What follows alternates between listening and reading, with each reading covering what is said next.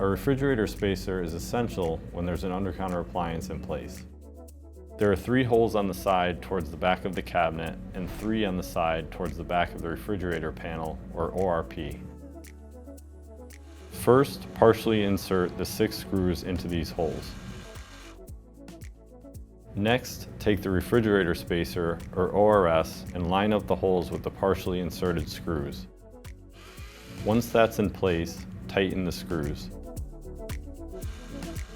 The flush end panel, or OFE, is necessary when attaching an ORS to a cabinet, and the middle bracket is used to keep the cabinetry in place. Locate the holes towards the front of the cabinet on the flush end panel and the refrigerator panel. Line up the middle bracket with the holes, insert 2 screws on each side and tighten. Attaching a refrigerator spacer to 2 cabinets follows the same steps. Once the ORS and middle brackets are connected, you'll be able to insert your appliance.